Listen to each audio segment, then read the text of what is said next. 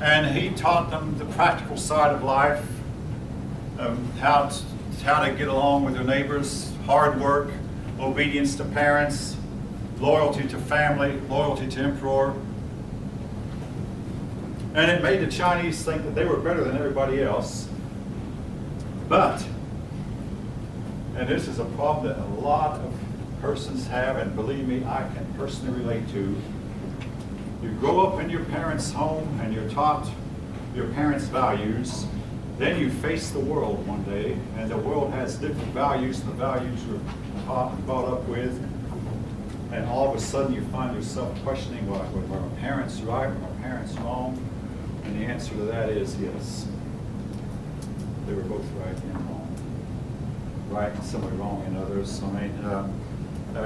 But anyway, Confucius, same thing. The Chinese, all of a sudden, they grew up in their own little country, and they thought, hey, this is great. We figured out the way. Confucius emphasized, yeah, the way. That's what the word Dao means in China, the way, right way. Then all of a sudden, they came in contact with the Western world, and the Western world had some different ideas and different ideals, and Confucianism did not have a ready answer. To make a long story short, eventually Confucianism wound up giving way to communism. It just didn't seem to work in the real modern world of different. It wasn't just the Chinese that had this problem. Christianity has had this problem. Islam has this problem. Hinduism has this problem, and all religions, shamanism.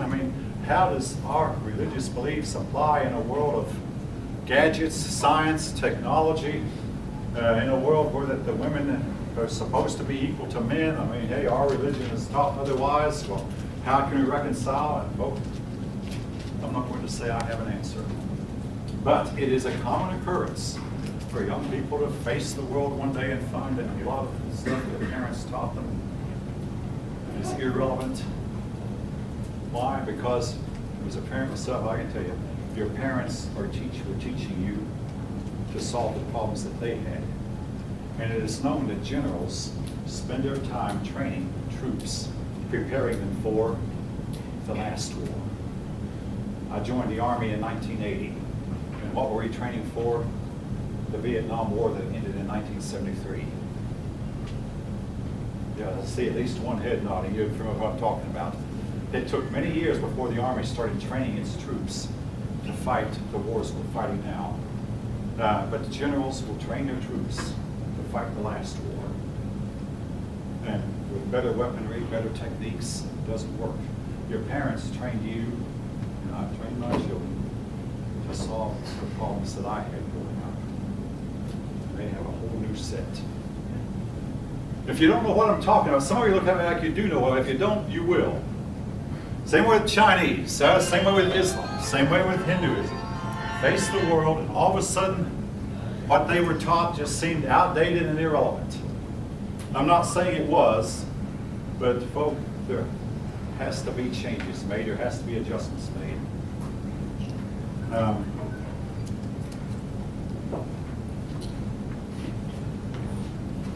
All right. Your book then goes into the daily life. What was life like for the ordinary person who lived in Qing, China? The family. Unlike in the West, the Chinese call the member of the family if you have the same great-great-grandparents. Obviously, the great-great-grandparents were probably long deceased, but they were still remembered, and then the family began again with the next generation after the great-great-grandparents. But that means you were living in close proximity, but probably not in the same, but in close proximity to your first cousins and even your second cousins, your third cousins. They were all considered family. This large unit was necessary because their main crop, rice, demanded teamwork and different team players playing slightly different roles.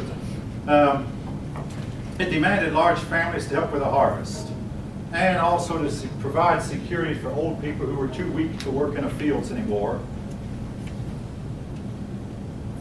But they had a big weakness to this structure. They wanted boys, Sons were especially prized. Number one, they carried on the family name and kept the family name from becoming extinct.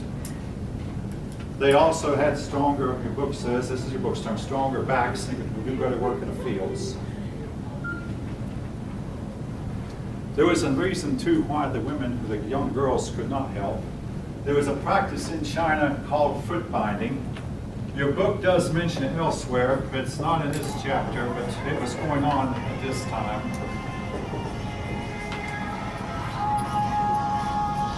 Oh, I took the precaution of putting my own cell phone in my car. Is the school letting us know it's canceled at 1 o'clock? Oh, is that what it's saying? Oh, okay, my apologies. My apologies. But I didn't want mine going off. You might think this thing in a pocket, no, this is We have no school left. But the school was canceled at 1 o'clock. All right, thanks for reminding me of that. Okay, all right, okay, my apologies. All right, let me see. Today is the 28th.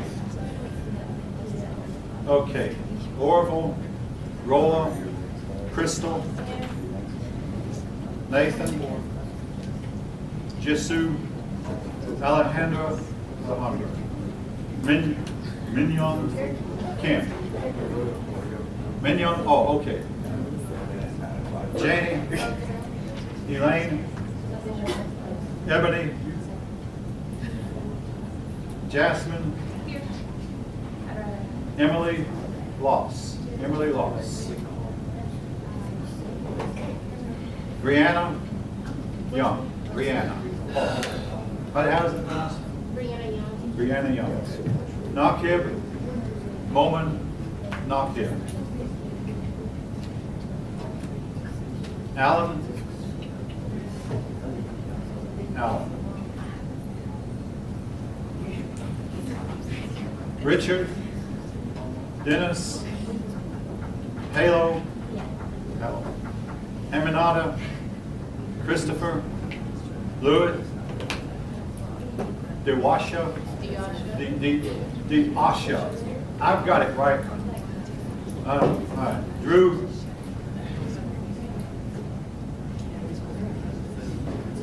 Archie, Alan, and Anna. Denisaya, Tajir, Yod, Lauren, Henry, Evan, Schultz, Evan, Mohammed, Marbella, Benjamin. Is he the one that stepped out? Benjamin? Okay, I'll count him. Peggy. All right, I'm missing Emily, Nakib, Alan, Evan. Okay, the rest of you be counted present. I'm really lenient when it comes to attendance. If I think you were here at all, if there's any way I can, I'll count you present. But maybe I'm too lenient. I worked 27 years at Lockheed. They had a super lenient attendance policy, and yet a whole lot of their workers were fired for attendance. And I wonder if being too lenient might have been the reason. All right, anyway, leaving that. The purpose of foot binding, folk, was to, among other things, make the women subservient and make the women more attractive to the men. Now, I had a 21st century American boy a couple of semesters back say, I don't find a crippled woman attractive. I said, well, you're speaking like a 21st century American boy. I don't find a crippled woman attractive either. But they, the foot binding, all right, I'm going to put this as plain as I have to. It changed the shape of their legs, which made them look more attractive men during the sex act, or at least supposedly. And also it guaranteed that they would be subservient and not able to run around.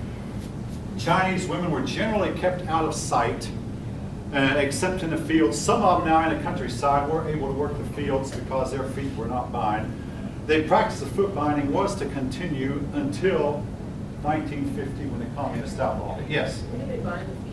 They would use, when the girls were quite young, like still infants, they would use a special shoe that would not expand. And I should have explained this.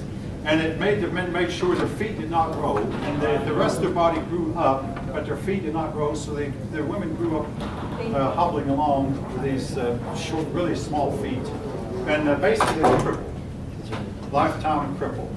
And your author says he saw a bunch of women with these crippled feet when he visited in 1980. So, I mean, when I was a kid in the 1950s, we saw it, well, when missionaries would come to our church, we'd see it in the pictures. The practice was still going on in spite of having been outlawed, but as far as I know, it's not done today. The nearest thing we have to it in Western culture is the practice of women wearing high-heeled shoes, which is not quite as bad as foot binding, but the high heels, and again, I don't see as much of that as I once did. It's still around, but the high heels supposedly made the women look more attractive, but at the same time, it caused corns and bunions and fallen artery, ingrown toenails, and all sorts of problems. And some of you might know what I'm talking about. Some of you might not. But it caused all kinds of problems. And again, the idea similar, except the Chinese carried it to a far more extreme than Western women ever did. But again, I don't see as much high heels as I once did. All right.